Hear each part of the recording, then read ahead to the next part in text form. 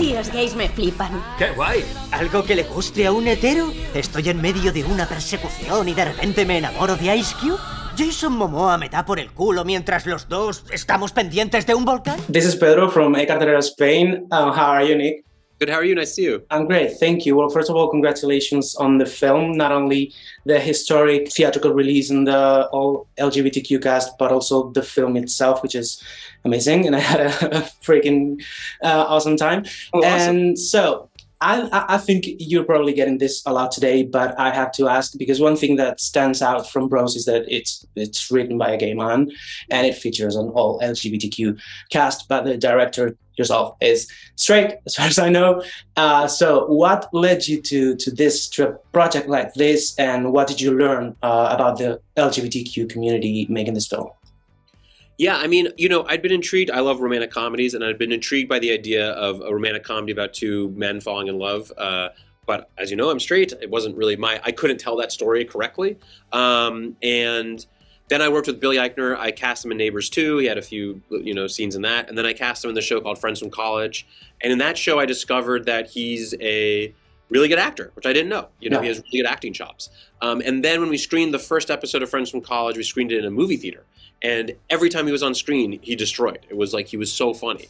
And I was like, oh, he's like a movie star. Like this is a proper movie star. And so I approached him about building a romantic comedy kind of around him and another guy as a comedy vehicle for him. And he was into the idea. And so we started working on it.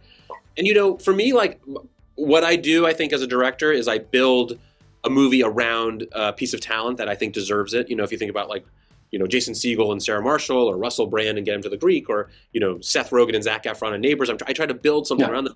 And I listen. That's a big part of the directing job is to listen and to absorb and to not, bring any preconceived notions. And that was particularly important with Bros because this is a gay love story and I'm not gay. And so I had to listen to what Billy said and what the various actors that we casted, but I would be doing that anyway. But but I obviously did it even more on this one. Oh, by the way, I have to say I'm still mad about Friends from College, the cancellation. Yeah, I'm still mad at Netflix for that because it was a great show.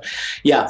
Well, this is a film that doesn't shy away from sex scenes. Those scenes are also very raw and funny and real and natural.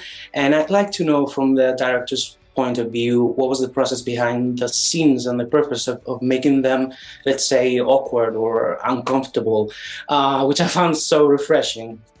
Yeah. Well, thank you. Yeah. I mean, from the beginning, like all my movies have awkward, funny sex in them. Like that's just like, it's part of human behavior. It's always weird when you see a romantic comedy and there isn't sex in it. I'm like, that's like a big part of it is the sex part of it, And so from the beginning, like, I don't even know if Billy and I talked about it, but we were like, this is going to have sex in it. Billy thought, Billy was like, the opportunity to have big set pieces that are built around sex that are super funny is exciting.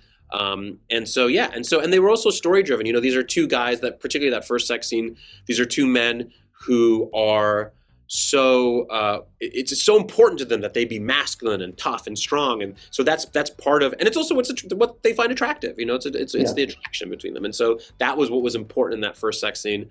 What's interesting is the very first sex scene that kind of starts the movie, the grinder hookup.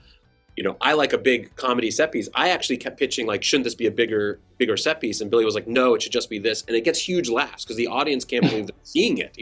And seeing, and we're kind of showing how funny that is to just meet a stranger and hook up with them and then leave. It's a funny idea, And so and so I think it's just to me it's just so human and real and honest, and that's why it's funny. It's hilarious, and besides from the sex scenes, which are very, as I said, very raw and very striking, in a great way, there's of course a lot of romance in the film. This is a romantic comedy, and that made me think of something that Lena Dunham said about Jude Apatow, who's a producer in this film.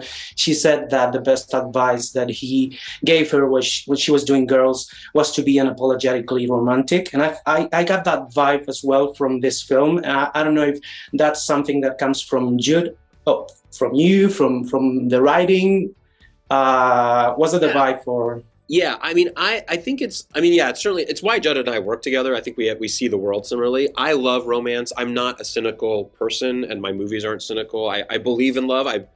I met my wife and we fell deeply in love, and I feel so lucky I have her. It's the way I see the world, and I hope that everyone finds what I have been lucky enough to find, and so I think like that, and that's the core of any good romantic comedy, and that's true of Billy too. Billy loves romantic comedies and loves, the idea of romance and falling in love, and so we knew that this core, it needed to have a big heart at the center of it, Otherwise, why make it?